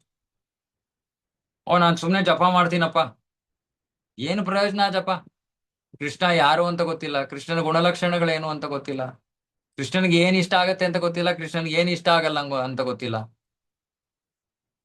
ಹೌದು, ಜಪದಿಂದಲೇ ನಾವು ಹೆಚ್ಚು ನಮ್ಮ ಪ್ರಗತಿ ಜಪದಿಂದಲೇ ಆಗೋದು, ಆದ್ರೆ ಶ್ರವಣವಿಲ್ಲದೆ ಆ ಜಪದಿಂದ ಆಗೋದಿಲ್ಲ. ಶ್ರವಣ ಮಾಡ್ಲೇಬೇಕು. ಹ್ಮ್. ಮತ್ತೆ ಎಷ್ಟೊಂದು ಜನ ಭಕ್ತರು ಪಾಪ ಭಾಗವತವನ್ನು ಓದ್ತಾರೆ, ಅಷ್ಟೊಂದು ಚೆನ್ನಾಗಿ ಅರ್ಥ ಆಗಲ್ಲ. ಹಾಗಾಗಿ ಈ ಒಂದು ಶ್ರವಣ ಕಾರ್ಯಕ್ರಮ, ಪ್ರಭುಪಾದರು ಏನ್ ಹೇಳಿದಾರೋ ಅದನ್ನ ನಾವು ಸ್ಪಷ್ಟವಾಗಿ ಅರ್ಥ ಮಾಡ್ಕೊಳ್ಳೋ ಪ್ರಯತ್ನ. ಇದನ್ನ ಮರಿಬೇಡಿ. ನಮಗೆ ಆಸಕ್ತಿ, ಆ ಆಸೆ, ಆ ಇಚ್ಛೆ ಶ್ರವಣ ಮಾಡಕ್ಕೆ ಇರ್ಲಿಲ್ಲ ಅಂದ್ರೆ ನಾವು ಭಗವದ್ಧಾಮಕ್ಕೆ ಹೋಗಕ್ಕಾಗಲ್ಲ. ಹ್ಮ್. ತುಂಬಾ ಬೇಸರ ಆಗತ್ತೆ. ಎಷ್ಟೊಂದು ಭಕ್ತರನ್ನ ನೋಡ್ತೀವಿ, ಪ್ರವಚನ ಶುರು ಆದ ತಕ್ಷಣ ನಿದ್ದೆ ಮಾಡ್ತಾರೆ. ನೋಡ್ ತಕ್ಷಣ ಅಯ್ಯೋ ಅನ್ಸತ್ತೆ, ಅಯ್ಯೋ ಸಮಯ, ಜೀವನ ವ್ಯರ್ಥ ಮಾಡ್ಕೊಂಡ್ಬಿಡ್ತಾ ಇದಾರಲ್ಲಪ್ಪ. ಹೇಗೆ ಎಪ್ಸೋದು ಇವ್ರನ್ನ? ಹೇಗ್ ಜಾಗೃತಗೊಳಿಸೋದು ಇವ್ರನ್ನ? ಹ್ಮ್. ತಿರ್ಗಾ ಬರ್ಬೇಕಾಗತ್ತೆ, ತಿರ್ಗಾ ಭಕ್ತಿಯಲ್ಲಿ ತೊಡಗ್ಬೇಕು. ಆಮೇಲೆ ಸಾಧ್ಯ ಆದ್ರೆ ಹೋಗ್ಬೋದು. ಆ ಯೋಗ್ಯತೆಯನ್ನು ಪಡ್ಕೊಂಡ್ರು.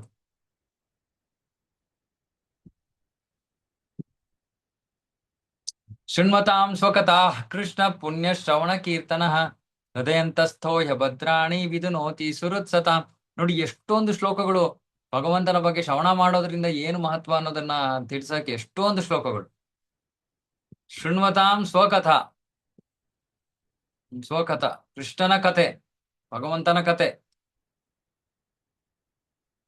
ಭಗವಂತ ಎಲ್ಲರ ಹೃದಯದಲ್ಲಿ ನೆಲೆಸಿದಾನೆ.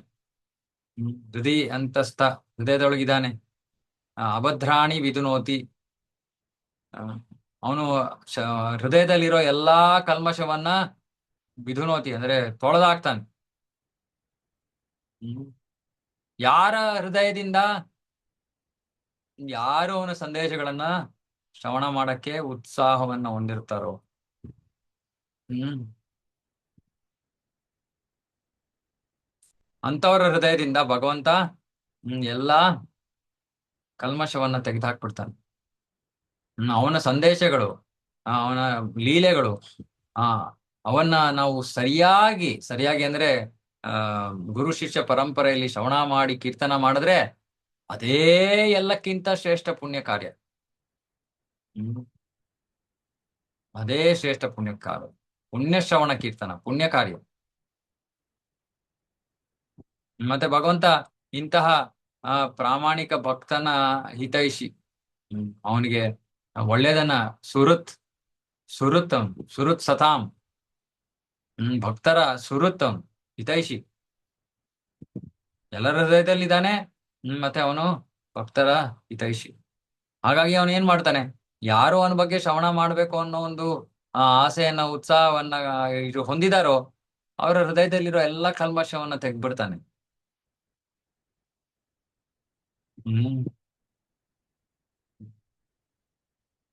ಕೃಷ್ಣನ ಸಂದೇಶಗಳು ಕೃಷ್ಣನಿಗೆ ಅಭಿನ್ನ. ಕೃಷ್ಣನಿಗೆ ಅಭಿನ್ನ. ಹಾಗಾಗಿ ಅಪರಾಧ ರಹಿತ ಶ್ರವಣ ಕೀರ್ತನ ನಡೆದಾಗ ಕೃಷ್ಣ ಅಲ್ಲೇ ಆ ಅಲೌಕಿಕ ಶಬ್ದ ರೂಪದಲ್ಲಿ ಉಪಸ್ಥಿತನಿದ್ದಾನೆ ಅನ್ನೋದನ್ನ ನಾವು ಅರ್ಥ ಮಾಡ್ಕೋಬೇಕು. ಯಾವಾಗ ಅಪರಾಧ ರಹಿತ ಶ್ರವಣ ಕೀರ್ತನ, ಮತ್ತೆ ಅಂತಹ ಅಪರಾಧ ರಹಿತ ಶ್ರವಣ ಕೀರ್ತನ ಎಷ್ಟು ಪ್ರಬಲವಾದದ್ದು ಅಂದ್ರೆ ಭಗವಂತ ಅಲ್ಲಿ ತನ್ನ ಆಧ್ಯಾತ್ಮಿಕ ಶಬ್ದ ರೂಪದಲ್ಲಿ ಉಪಸ್ಥಿತನಾಗ್ತಾನೆ. ಆಧ್ಯಾತ್ಮಿಕ ಶಬ್ದ ರೂಪ ಭಗವಂತ ವೈಯಕ್ತಿಕವಾಗಿ ಎಷ್ಟು ಶಕ್ತಿಯನ್ನ ಹೊಂದಿದಾನೋ ಅಷ್ಟೇ ಶಕ್ತಿಯನ್ನ ಅವನು ತನ್ನ ಅಲೌಕಿಕ ಶಬ್ದಕ್ಕೂ ಕೂಡ ಆ ಶಕ್ತಿಯನ್ನು ದಯಪಾಲಿಸಿದ್ದಾನೆ. ಇದು ನಮಗೆ ಅರ್ಥ ಆಗೋದಿಲ್ಲ. ಇವಾಗ ಭಗವಂತ ವ್ಯಕ್ತಿ, ಭೌತಿಕವಾಗಿ ವ್ಯಕ್ತಿ ಮತ್ತೆ ವ್ಯಕ್ತಿಯ ಹೆಸರು ಬೇರೆ. ಅಂದ್ರೆ ವ್ಯಕ್ತಿಗೆ ಹೊಟ್ಟೆ ಹಸಿದ್ರೆ ವ್ಯಕ್ತಿಯ ಹೆಸರಿಗೆ ನಾವು ಊಟ ತಿನ್ಸಕ್ಕಾಗಲ್ಲ. ವ್ಯಕ್ತಿ ಬೇರೆ, ವ್ಯಕ್ತಿಯ ಹೆಸರು ಬೇರೆ. ಅರೆ ಭಗವಂತನ ನಾಮ ಬೇರೆ ಅಲ್ಲ, ಅಲೌಕಿಕ ಅಷ್ಟೇ, ಅದೇ ಗುಣಲಕ್ಷಣಗಳು. ಭಗವಂತನಲ್ಲಿ ಶಕ್ತಿ ಇದೆ, ಹೆಸರಲ್ಲೂ ಶಕ್ತಿ ಇದೆ. ಭಗವಂತನಲ್ಲಿ ಶಕ್ತಿ ಇದೆ, ಭಗವಂತನ ನಿರೂಪಣೆಯಲ್ಲೂ ಅಷ್ಟೇ ಶಕ್ತಿ ಇದೆ. ಭಗವಂತನ ಲೀಲೆಯಲ್ಲೂ ಅಷ್ಟೇ ಶಕ್ತಿ ಇದೆ.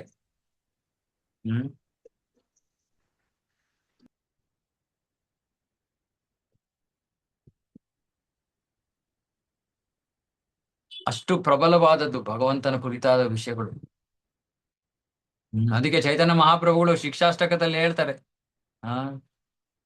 ನಾಮಕಾರಿ ಬಹುಧಾ ನಿಜ ಸರ್ವಶಕ್ತಿ ತತ್ರಾರ್ಪಿತ ನಿಯಮಿತ ಸ್ಮರಣೇನ ಕಾಲ.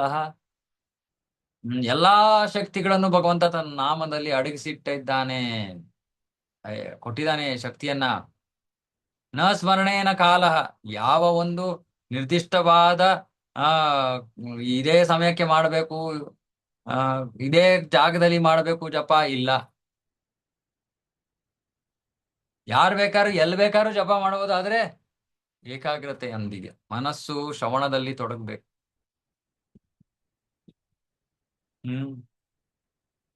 ಏಕಾಗ್ರತೆಯೊಂದಿಗೆ ಒಂದು ನಾಮಕ್ಕೆ ಗೌರವ, ನಾಮ ಕೃಷ್ಣನಿಗೆ ಅಭಿನ್ನ ಅನ್ನೋ ಗೌರವ ಎರಡೂ ಇರ್ಬೇಕು.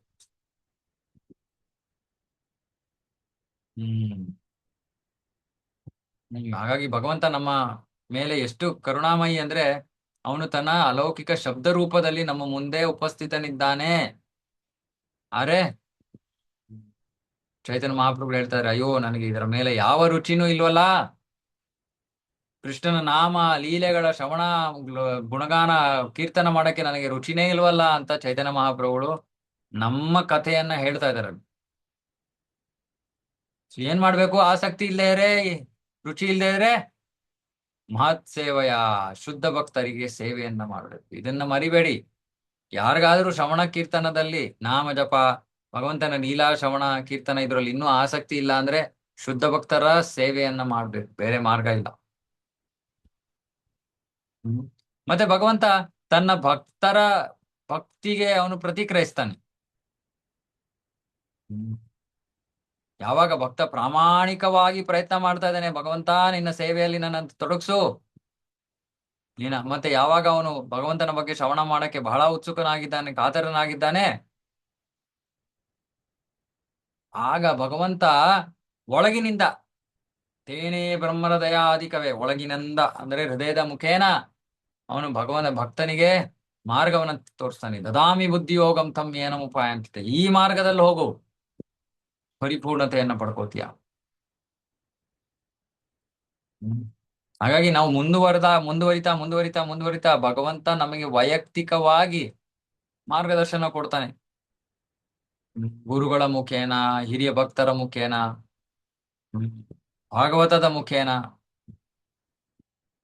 ಯಾಕಂದ್ರೆ ನಾವು ಭಗವತ್ ಧಾಮಕ್ಕೆ ಹೋಗಕ್ಕೆ ನಾವು ಎಷ್ಟು ಬಯಕೆಯನ್ನ ಇಚ್ಛೆಯನ್ನ ಹೊಂದಿದೀವೋ ಅದಕ್ಕಿಂತ ಜಾಸ್ತಿ ಕೃಷ್ಣ ಆತಂಕಿತನಾಗಿದ್ದಾನೆ ನಮ್ಮ ಬಗ್ಗೆ.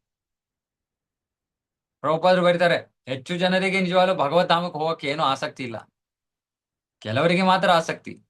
ಮಿಕ್ಕಿದವ್ರಿಗೆ ಭಕ್ತಿಯ ಮುಖೇನ ಏನಾದ್ರು ಸ್ವಲ್ಪ ಭೌತಿಕ ಲಾಭವನ್ನ ಪಡ್ಕೊಳ್ಳೋಣ ಅಂತ. ಅರೆ, ಯಾರು ಭಗವತ್ಧಾಮಕ್ಕೆ ಹೋಗಕ್ಕೆ ಬಯಸ್ತಾರೋ ಅವ್ರಿಗೆ ಕೃಷ್ಣ ಎಲ್ಲಾ ರೀತಿಗಳಲ್ಲಿ ಸಹಾಯ ಮಾಡ್ತಾನೆ ಅಂತ ಪ್ರಭುಪಾದರು ಬರೀತಾರೆ, ಎಲ್ಲಾ ರೀತಿಗಳಲ್ಲಿ. ಹ್ಮ್. ಮತ್ತೆ ಈ ಪ್ರವೇಶ ಮಾಡಕ್ಕೆ ಒಂದು ಯೋಗ್ಯತೆ ಏನು? ಎಲ್ಲಾ ಪಾಪಗಳಿಂದ ಸಂಪೂರ್ಣವಾಗಿ ಮುಕ್ತರಾಗಿರ್ಬೇಕು ನಾವು.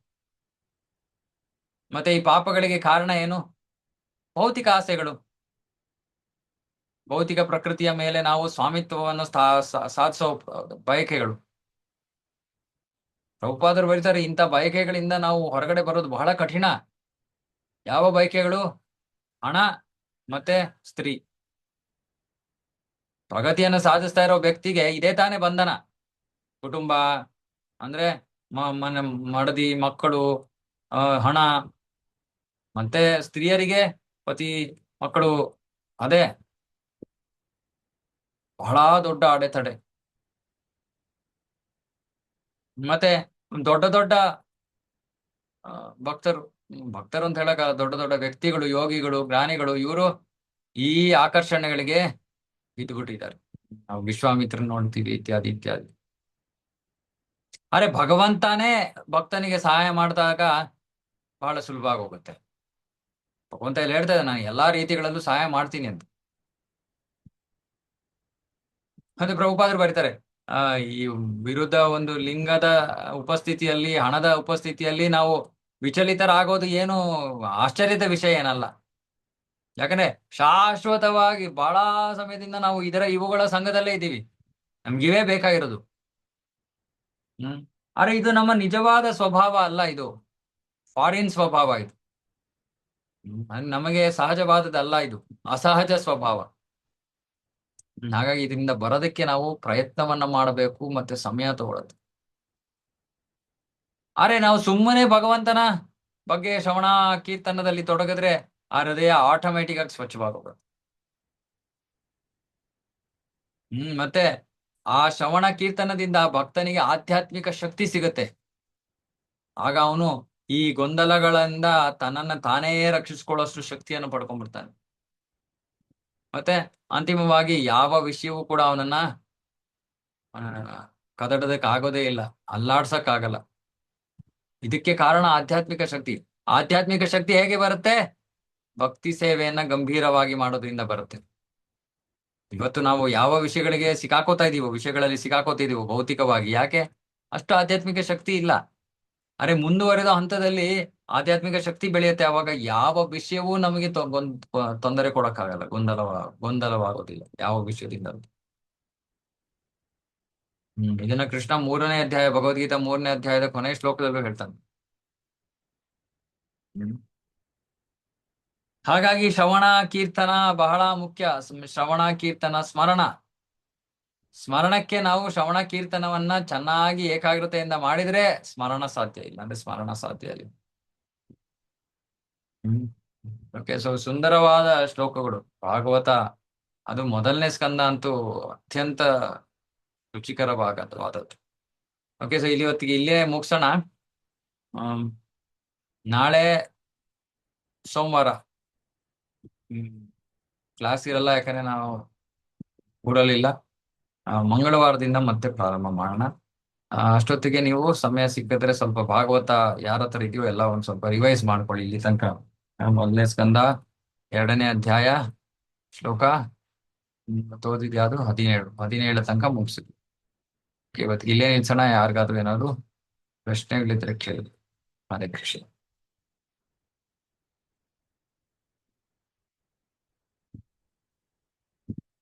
ಪ್ರಭು, ಪ್ರಶ್ನೆ. ಹಾ, ಹರೇ ಕೃಷ್ಣ. ವೈಷ್ಣವ ಅಪರಾಧ ಅಂದ್ರೆ ಏನು? ವೈಷ್ಣವ ಅಪರಾಧ ಅಂದ್ರೆ ವೈಷ್ಣವರನ್ನ ನಿಂದಿಸೋದು. ಯಾರು ತಮ್ಮ ಜೀವನವನ್ನೇ ಕೃಷ್ಣನ ಸೇವೆಗೆ ಮುಡಿಪಾಗಿಟ್ಟಿದಾರೋ ಅಂತವ್ರ ಬಗ್ಗೆ ಅವರನ್ನ ಟೀಕ್ಸೋದು, ಅವರಿಗೆ ಅವಮರ್ಯಾದೆ ಮಾಡೋದು, ಅವ್ರ ಜೊತೆಗೆ ಕೆಟ್ಟದಾಗಿ ಮಾತಾಡೋದು, ಇವೆಲ್ಲ ವೈಷ್ಣವ ಅಪರಾಧ. ವೈಷ್ಣವ ಅಪರಾಧ ಮಾಡಿದ್ರೆ ಕೃಷ್ಣನಿಗೆ ಬಹಳ ಸಿಟ್ಟು ಬರುತ್ತೆ. ಭಕ್ತರು ಪಾಪ ಕ್ಷಮಿಸ್ಬಿಡ್ತಾರೆ, ಅಯ್ಯೋ ಏನಿಲ್ಲ, ಏನು ಮಾಡ್ಲಿಲ್ಲ, ಏನ್ ಪರವಾಗಿಲ್ಲ ಅಂತಾರೆ. ಭಗವಂತ ಮರೆಯಲ್ಲ. ವೈಷ್ಣವ ಅಪರಾಧದಿಂದ ಮಾತ್ರ ದೂರ ಇರ್ಬೇಕು. ಪ್ರಭು ಚೈತನ್ಯ ಮಹಾಪ್ರಭು ಹೇಳ್ತಾರೆ, ಹುಚ್ಚಾನೆ ಅಪರಾಧ ಅಂತ. ಒಂದು ಹುಚ್ಚಾನೆಯನ್ನು ನಾವು ಬಿಟ್ಬಿಟ್ರೆ ಒಂದು ಉದ್ಯಾನವನದಲ್ಲಿ ಎಲ್ಲವನ್ನು ಧ್ವಂಸ ಮಾಡತ್ತೆ. ಆ ರೀತಿ ಇದು ವೈಷ್ಣವ ಅಪರಾಧ. ವೈಷ್ಣವರಿಗೆ ಸೇವೆಯನ್ನ ಮಾಡಬೇಕು, ಅಪರಾಧವನ್ನು ಮಾಡಬಾರ್ದು. ಮತ್ತೆ ಸೇವೆಯನ್ನ ಮಾಡ್ತಿರುವಾಗ ಅಪರಾಧ ಮಾಡಕ್ಕೆ ಬಹಳ ಸಾಧ್ಯತೆಗಳಿರ್ತವೆ. ಯಾಕಂದ್ರೆ ನಮ್ದು ಮನಸ್ಸು ಇನ್ನು ಭೌತಿಕವಾಗಿ ಕಲುಷಿತವಾಗಿದೆ. ನಾವ್ ಇವಾಗ ಯಾರನ್ನಾರು ನೋಡ್ತೀವಿ, ಏನೋ ಒಂದು ಉಲ್ಟಂ ಪಲ್ಟಾ ಹೇಳೋದೇ ನಮಗ್ ಬರೋದು. ಅದೇ ಅಭ್ಯಾಸವನ್ನ ನಾವು ವೈಷ್ಣವರ ಜೊತೆನೂ ಮಾಡ್ಬಿಡ್ತೀವಿ.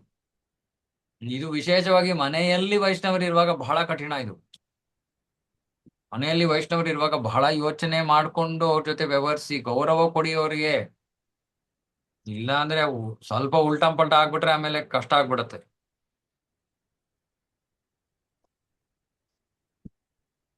ಇನ್ನೇನಾದ್ರು? ಸರ್ ಪ್ರಭು, ನೀವು ಅದೇ ಒಂದು ಕ್ಲಾಸ್ ಅಲ್ಲಿ ನಿದ್ದೆ ಮಾಡೋದು ಹೇಳಿದ್ರಲ್ಲ ಭಕ್ತರು. ಹ್ಮ್ ಸೊ ಭಕ್ತರು ಯಾರು ಬೇಕಂತ ಮಾಡಲ್ಲಲ್ಲ ಪ್ರಭು, ಅಂದ್ರೆ ಬಾಡಿ ಎಳೆದು ನಿದ್ದೆ ಮಾಡಿಸುತ್ತೆ. ಆಸಕ್ತಿ ಇಲ್ಲದೆ ಇರೋರು ಬೇಕಾದಷ್ಟು ಜನ ಇದ್ದಾರೆ. ಕೂತ್ಕೋತಾರೆ, ಯಾಕಂದ್ರೆ ಕೂತ್ಕೋಬೇಕು ಅಂತ ಕೂತ್ಕೋತಾರೆ. ಅಲ್ಲ, ಅದು ಓಕೆ. ಬಾಡಿ ಏನೋ ಒಂದ್ಸತಿ ನಿದ್ದೆ ಮಾಡಿಸ್ಬೋದಪ್ಪ, ಪ್ರತಿ ಸತಿ ನಿದ್ದೆ ಮಾಡಿಸುತ್ತೆ ಬಾಡಿ. ಹಾ, ಅಭ್ಯಾಸ ಆಗ್ಬಿಟ್ಟಿದೆ. ಆಸಕ್ತಿ ಇಲ್ಲ. ನಾನ್ ನೋಡ್ತೀನಿ, ಪ್ರವಚನ ಶುರು ಮಾಡಿದ ತಕ್ಷಣ ಆಕರ್ಷಕ್ ಶುರು ಮಾಡ್ತಾರೆ. ಅದ್ ಹೆಂಗ್ ಸಾಧ್ಯ? ಇಷ್ಟೋ ತನಕ ಚೆನ್ನಾಗಿದ್ರು, ಆರತಿ ಆಯ್ತು, ಕೀರ್ತನೆ ಆಯ್ತು, ಎಲ್ಲದ್ರಲ್ಲೂ ಚೆನ್ನಾಗಿದ್ರು. ಕ್ಲಾಸಲ್ಲಿ ಮಾತ್ರ ನಿದ್ದೆ, ಕ್ಲಾಸ್ ಮುಗಿದ ತಕ್ಷಣ ತಿರ್ಗಾ ಫುಲ್ ಆಕ್ಟಿವ್. ಇಂಟ್ರೆಸ್ಟ್ ಇಲ್ಲ. ಇಂಟ್ರೆಸ್ಟ್ ಇದ್ರೆ ಯಾರು ಮಲ್ಕೊಳಲ್ಲ. ಎಷ್ಟೇ ನೀವು ದಣದಿದ್ರು, ಎಷ್ಟೇ ಸುಸ್ತಾಗಿದ್ರು, ಕೃಷ್ಣನ ಬಗ್ಗೆ ಶ್ರವಣ ಮಾಡೋದಕ್ಕೆ ಇಲ್ದೇ ಇರೋ ಉತ್ಸಾಹ ಬರುತ್ತೆ, ಇಲ್ದೇ ಇರೋ ಶಕ್ತಿ ಬರ್ಬೇಕು. ಇದೆಲ್ಲ ಸುಮ್ಮನೆ ಕಾರಣಗಳು, ಆಸಕ್ತಿ ಇಲ್ಲ ಅಷ್ಟೇ. ಸಿಂಪಲ್. ಆಸಕ್ತಿಯನ್ನು ಬೆಳೆಸ್ಕೋಬೇಕಂದ್ರೆ ಶುದ್ಧ ಭಕ್ತರ ಸೇವೆಯನ್ನ ಮಾಡ್ಬೇಕು, ಇಲ್ಲಾಂದ್ರೆ ಸಾಧ್ಯ ಇಲ್ಲ ಅದು. ಇದಕ್ಕೆ ಏನು ಗೊತ್ತಾ, ಇದು ಅಜ್ಞಾನ. ಅದು ನಾವಿನ್ನು ತಮೋಗುಣದಲ್ಲಿ ಇರ್ತೀವಿ. ತಮೋಗುಣದಲ್ಲಿ ಇದ್ದಾಗ ನಿದ್ದೆ ಸಹಜ. ಆ ತಮೋಗುಣದಿಂದ ಏರ್ಬೇಕು ಅಂದ್ರೆ ನಮಗೆ ಎಕ್ಸ್ಟ್ರಾ ಕೃಪೆ ಬೇಕು. ಆ ಎಕ್ಸ್ಟ್ರಾ ಕೃಪೆಗೆ ನಾವ್ ಏನ್ ಮಾಡ್ಬೇಕು? ವೈಷ್ಣವರ ಸೇವೆಯನ್ನು ಮಾಡ್ಬೇಕು, ಶುದ್ಧ ಭಕ್ತರ ಸೇವೆ ವಿಶೇಷವಾಗಿ. ಓಕೆ, ಹರೇ ಕೃಷ್ಣ. ಹರೇ ಕೃಷ್ಣ. ಶುದ್ಧ ಭಕ್ತರ ಸೇವೆ ಅಂದ್ರೆ ಯಾವ ತರ ಪ್ರಭು? ಶುದ್ಧ ಭಕ್ತರ ಸೇವೆ ಅಂದ್ರೆ ಇವಾಗ ಆ ಶುದ್ಧ ಭಕ್ತರು ಅಂದ್ರೆ ಯಾರು? ಯಾರಿಗೆ ಬೇರೆ ಯಾವ ಇಚ್ಛೆ ಇಲ್ಲ, ಕೇವಲ ಅವರ ಗುರುಗಳು ಕೃಷ್ಣನ ಸಂತೃಪ್ತಿ ಅಷ್ಟೇ, ಅವರು ಶುದ್ಧ ಭಕ್ತರು. ಇವಾಗ ಎಷ್ಟೊಂದ್ ಜನ ಇಸ್ಕಾನ್ ನಲ್ಲಿ ಶುದ್ಧ ಭಕ್ತರು ಇರ್ತಾರೆ, ಪ್ರಭುಪಾದರ ಶಿಷ್ಯಂದರು, ಇನ್ನು ಬೇಕಾದಷ್ಟು ವರಿಷ್ಠ ಭಕ್ತರಿದ್ದಾರೆ. ಅಂತವರನ್ನ ಅಂತವರಿಗೆ ಸೇವೆಯನ್ನ ಮಾಡ್ಬೇಕು. ಉದಾಹರಣೆಗೆ ಅವ್ರು ಬಂದ್ರೆ ಅವ್ರಿಗೆ ಅಡಿಗೆ ಮಾಡೋದು, ಅವರ ಬಟ್ಟೆಯನ್ನ ಒಗ್ದಾಕೋದು, ಅವರಿಗೆ ಒಂದ್ ಕಡೆಯಿಂದ ಇನ್ನೊಂದ್ ಕಡೆ ಕರ್ಕೊಂಡು ಹೋಗೋದು, ಈ ತರ ಎಲ್ಲಾ ತರ ಸೇವೆಗಳು ಮಾಡ್ಬೋದು. ವಪು ಸೇವೆ ಅಂದ್ರೆ ಅವರಿಗೆ ನೇರವಾಗಿ ಅವರಿಗೆ ಸೇವೆಯನ್ನ ಮಾಡೋದು. ಸರಿ ಪ್ರಭು. ಹರೇ ಕೃಷ್ಣ ಪ್ರಭುಜಿ. ಹ್ಮ್ ಪ್ರಭುಜಿ, ಶುದ್ಧ ಭಕ್ತರು ಇವ್ರೇ ಅಂತ ಹೆಂಗ್ ಐಡೆಂಟಿಫೈ ಮಾಡ್ಬೇಕು ಪ್ರಭುಜಿ? Okay, good question. ಶುದ್ಧ ಭಕ್ತರ ಜೀವನ ಶೈಲಿಯನ್ನ ತಿಳ್ಕೊಬೇಕು. ಅವರ ಜೊತೆ ಇದ್ರೆ, ಅವರ ಸುತ್ತಮುತ್ತಲು ಇದ್ರೆ, ಅವರ ಸಂಘದಲ್ಲಿ ಇದ್ರೆ ಅವ್ರು ಯಾವ ರೀತಿ ವ್ಯವಹರಿಸ್ತಾರೆ, ಸನ್ನಿವೇಶಗಳು ಬಂದಾಗ ಯಾವ ರೀತಿ ಇದು ಮಾಡ್ತಾರೆ, ಡೀಲ್ ಮಾಡ್ತಾರೆ, ಏನು ಮುಖ್ಯ ಅನ್ನೋದು ಅವರ ಮಾತುಗಳಲ್ಲಿ ಗೊತ್ತಾಗತ್ತೆ. ಮತ್ತೆ ಅವರು ಕ್ಲಾಸಲ್ಲಿ ಏನ್ ಹೇಳ್ತಾ ಇದಾರೋ, ಪ್ರವಚನದಲ್ಲಿ ಏನ್ ಹೇಳ್ತಾ ಇದಾರೋ ಅದನ್ನು ಪಾಲನೆ ಮಾಡ್ತಾ ಇದಾರ, ಇದೆಲ್ಲವನ್ನ ಗಮನಿಸ್ಬೇಕು. ನಾವು ಕಣ್ಣು ಮುಚ್ಕೊಂಡು ಇವರೇ ಶುದ್ಧ ಭಕ್ತರು ಅಂತ ನಾವು ನಿರ್ಣಯ ಮಾಡಕ್ ಆಗಲ್ಲ. ಅದಕ್ಕೆ ಅವರು ಸಂಘದಲ್ಲಿ ಇದ್ರೆ ಮಾತ್ರ ಗೊತ್ತಾಗೋದು ನಮ್ಗೆ. ಇವಾಗ ಉದಾಹರಣೆಗೆ, ಇವಾಗ ಪ್ರಸಾದ ಕಡಿಮೆ ಆಯ್ತು, ಸಾಕಷ್ಟು ಪ್ರಸಾದ ಇಲ್ಲ ಎಲ್ಲರಿಗೂ. ಇವಾಗ ಯಾರೋ ಭಕ್ತರಿದ್ದಾರೆ, ಅವ್ರಿಗೆ ಪ್ರಸಾದ ಸಿಗ್ತಾ ಇಲ್ಲ. ಇವಾಗ ಆ ಸನ್ನಿವೇಶದಲ್ಲಿ ಅವ್ರು ಏನ್ ಹೇಳ್ತಾರೆ, ನನ್ಗೆ ಯಾಕೆ ಪ್ರಸಾದ ಇಲ್ಲ? ಸೊ ಹಾಗೆ ಅವರ ಗುಣಲಕ್ಷಣಗಳು ನಮ್ಗೆ ಗೊತ್ತಾಗತ್ತೆ. ಯಾರು ಸಂಪೂರ್ಣವಾಗಿ ಭಗವಂತನ ಮೇಲೆ ಅವಲಂಬಿತರಾಗಿದ್ದಾರೋ ಅವ್ರು ಹೇಳ್ತಾರೆ, ಭಗವಂತನ ಇಚ್ಛೆ ನನಗೆ ಸಿಗ್ಲಿಲ್ಲ ಅಂದ್ರೆ. ಅವರ ರೀತಿ ನೀತಿಗಳು, ನಡತೆಗಳನ್ನ ನೋಡಿದ್ರೆ ಗೊತ್ತಾಗತ್ತೆ. ಆದ್ರೆ ಅದಕ್ಕೆ ಫಸ್ಟ್ ನಾವು ಓದಿರ್ಬೇಕು. ಪ್ರಭುಪಾದರ ಪುಸ್ತಕದಲ್ಲಿ ನಮಗೆ ಇದರ ವರ್ಣನೆ ಇದೆ, ಶುದ್ಧ ಭಕ್ತರ ಯಾವ ತರ ಇರ್ತಾರೆ ಏನು ಅಂತ. ಅದನ್ನ ತಿಳ್ಕೊಂಡಿರ್ಬೇಕು. ಆಮೇಲೆ ಬೇರೆ ಭಕ್ತರಲ್ಲಿ ಈ ಗುಣಗಳನ್ನ ಗಮನಿಸ್ಬೇಕು, ಅವಾಗ ಗೊತ್ತಾಗತ್ತೆ. ಪ್ರಭುಜಿ, ಇನ್ನೊಂದ್ ಕ್ವಶನ್ ಪ್ರಭುಜಿ. ಹ್ಮ್ ಪ್ರಭುಜಿ, ಈಗ ನಾವು ಯಾರಿಗಾದ್ರೂ ರೆಕಗ್ನೈಸ್ ಮಾಡಿದ್ವಿ ಇವ್ರು ಶುದ್ಧ ಭಕ್ತರ ಅಂತ, ಬಟ್ ಅವ್ರಿಗೆ ಸರ್ವ್ ಮಾಡಕ್ ನಮಗ್ ಚಾನ್ಸ್ ಇರಲ್ಲ ಪ್ರಭುಜಿ, ಅವಾಗ ಏನ್ ಮಾಡ್ಬೇಕು ಪ್ರಭುಜಿ? ಸರ್ವ್ ಮಾಡಕ್ಕೆ ಚಾನ್ಸ್ ಸಿಗ್ಲಿಲ್ಲ ಅಂದ್ರೆ ಕೇಳ್ಬೇಕು ಅವ್ರನ್ನೇ, ಹೇಗ್ ಸರ್ವ್ ಮಾಡೋದು ನಿಮ್ನ ಅಂತ ಕೇಳಿ ತಿಳ್ಕೊಳ್ಳಿ. ಹೇಳ್ತಾರ ಅವ್ರು ಹಿಂಗ್ ಸರ್ವ್ ಮಾಡಿ ಅಂತ.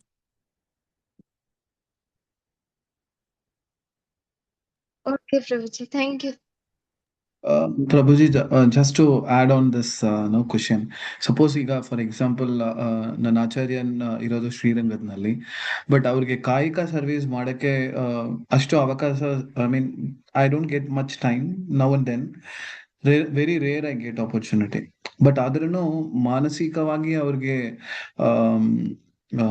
ಸರ್ವಿಸ್, ಐ ಮೀನ್ ವಾಚ, ಮನಸ, ಕಾಯಿಕ ಆ ಥರ ಡಿವಿಷನ್ಸ್ ಇರುತ್ತೆ ಅಲ್ಲ. ಐ ಮೀನ್ ಆ ತರ ನಾವು ಅವರು ಚೆನ್ನಾಗಿರ್ಬೇಕು, ಅವ್ರಿಗೆ ಆರೋಗ್ಯ ಚೆನ್ನಾಗಿರ್ಬೇಕು, ಹಂಗ ಆ ತರ ಸರ್ವಿಸ್ ಅದನ್ನು that is also matters. So we have to understand this. See, first of all, ಇವಾಗ ನಾವು ಇಂಥ ಆಚಾರ್ಯರು, ಇಂಥ ವೈಷ್ಣವರು ಇದ್ರೆ ಅವ್ರ ದೇಹದ ಬಗ್ಗೆ ನಾವು ಅಷ್ಟೊಂದು, ಅಂದ್ರೆ ಅವ್ರ ಆರೋಗ್ಯದ ಬಗ್ಗೆ ನಾವು ಅನಾವಶ್ಯಕವಾಗಿ ಕಾಳಜಿ ತೋರೋ ಅವಶ್ಯಕತೆ ಇಲ್ಲ ಮೊದಲು. ಯಾಕಂದ್ರೆ ಅವರು ದೇಹದ ಮಟ್ಟದಲ್ಲೇ ಇಲ್ಲ, ನಾವು ದೇಹದ ಮಟ್ಟದಲ್ಲಿ ಇದೀವಿ, ಅವ್ರ ದೇಹದ ಮಟ್ಟದಲ್ಲಿ ಇಲ್ಲ. ಅವ್ರನ್ನೇ ಕೇಳ್ಬೇಕು. ಯಾಕಂದ್ರೆ ನಾವ್ ಅನ್ಕೋತಾ ಇದೀವಿ ಅವ್ರಿಗೆ ನಾವ್ ಹೀಗ್ ಸೇವೆ ಮಾಡಿದ್ರೆ ಒಳ್ಳೇದು, ಚೆನ್ನಾಗಿರತ್ತೆ ಅಂತ. ಆದ್ರೆ ಅವ್ರಿಗೆ ಅದು ಬೇಕಾಗಿಲ್ಲ. ಇವಾಗ ಅವ್ರು ಹೇಳ್ಬೋದು, ಇಲ್ಲ ಹೋಗಿ ಪ್ರಚಾರ ಮಾಡಿ. ಸೊ ನಾವ್ ಅವ್ರನ್ನ ಕೇಳ್ಬೇಕು.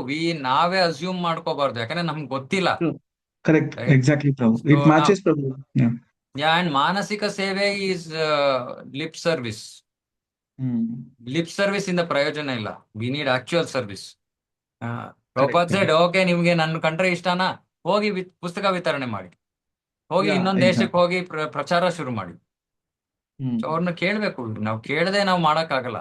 ಅದಕ್ಕೆ ಶ್ರವಣ ಅಂತ ಹೇಳೋದು. ಯಾವಾಗ ನಮಗೆ ಅಂತ ವೈಷ್ಣವರ ನಮಗೆ ವಪು ಸೇವೆ ಮಾಡಕ್ ಆಗ್ತಾ ಇಲ್ಲೋ, ಶ್ರವಣ ಮಾಡ್ಬೇಕು. ಶ್ರವಣದಲ್ಲಿ ಹೇಳ್ತಾರೆ ಅವ್ರು, ಈ ರೀತಿ ನನ್ ಮಾಡಿದ್ರೆ ನನಗೆ ಸಂತೃಪ್ತಿ ಆಗುತ್ತೆ, ಓಕೆ ಆ ಸೇವೆ ಮಾಡ್ಬೇಕು. Correct, Prabhu. Exactly. Understood, Prabhu. It's same, no, as you said, Prabhu, my Acharyan no, told me to preach that whatever no Sri Vaishnava Sampradaya Grandhagalu, whatever we learned from him, he asked the same, that as you said, Prabhu, he told, no, you preach this to the other Vaishnavas. So that is what his request, sorry, Yeah. not request, order. So I continuing that, Prabhu, actually. Okay. Thanks, Prabhu. Okay. And no, finally, Prabhu, just to know, you already answered on that, but still, no, when we want to that satata smarana anta baruvaga, Vaishnava service, Sri Vaishnava service is a most important anta we understand. But is this fine if we do some activity like ಏನೋ ಒಂದು activity ಮಾಡ್ತಾ ಇದೀವಿ, like for example driving, ಇಲ್ಲಾಂದ್ರೆ ಪಾತ್ರೆ ತೊಳೆಯೋದು, ಇಲ್ಲಾಂದ್ರೆ office ಕೆಲಸ ಮಾಡೋದು, ಆ time ನಲ್ಲಿ ನಾವು ಪ್ರವಚನ ಕೇಳೋದು, ಸೈಮಲ್ಟೇನಿಯಸ್ಲಿ ಪ್ರವಚನ ಕೇಳೋದು, ಹಾಡು ಮಾಡ್ಬೋದು ಹಾಡೋದು, ಮಾಡ್ಬೋದು. ಸಿ ಅದೆಲ್ಲ cooking, cleaning, which are directly connected to Krishna Seva. That itself is Shravana Yoga. See, Arjuna, not that he was in the battlefield ಮತ್ತೆ ಅವನು ಯುದ್ಧ ಭೂಮಿಯಲ್ಲಿ ನಿಂತ್ಕೊಂಡು ಅವನು ಹರೇ ಕೃಷ್ಣ ಅಂತ ಜಪ ಮಾಡ್ತಾ ಇದ್ನ? ಇಲ್ಲ, ಕೃಷ್ಣನಿಗೋಸ್ಕರ ಕೆಲಸ ಮಾಡ್ತಾ ಇದ್ದಾನೆ. That is also included, right? But ನಾವು ಎಷ್ಟೊಂದು ಬೇರೆ ಸಮಯವನ್ನ ವೇಸ್ಟ್ ಮಾಡ್ತೀವಿ. ಅಂದ್ರೆ ಇವಾಗ ನಮಗೋಸ್ಕರ ಕೆಲಸ ಮಾಡ್ಕೊಳ್ಳೋದ್ರಲ್ಲಿ ಆ ತರ ಸಮಯ ವೇಸ್ಟ್ ಮಾಡೋ ಬದಲು ನಾವು ಕೃಷ್ಣನ್ಗೋಸ್ಕರ ಏನೇ ಸೇವೆ ಮಾಡಿದ್ರು ಆಟೋಮೆಟಿಕ್ ಆಗಿ ಸ್ಮರಣೆ ಬಂದೇ ಬರುತ್ತಲ್ವ. ಇವಾಗ ನಾವು ಪಾತ್ರೆ ತೊಳಿತಾ ಇದ್ರೆ ಕೃಷ್ಣನ್ಗೋಸ್ಕರ ಆಟೋಮೆಟಿಕ್ ಹರೇ ಕೃಷ್ಣ ಮಾಮಂತ್ರ ಬಾಯಲ್ಲಿ ಬರುತ್ತೆ. ಅಥವಾ ಎಷ್ಟು ಚೆನ್ನಾಗಿ ನಾವು ತೊಳಿತಾ ಇದೀವಿ, ಅದನ್ನ ಹೇಗೆ ಉಪಯೋಗಿಸ್ಬೇಕು, ಈ ಕೃಷ್ಣನ ಸೇವೆ ಕುರಿತಾದ ವಿಷಯಗಳು ಬರುತ್ತೆ. ಅದು ಸ್ಮರಣೆನೆ.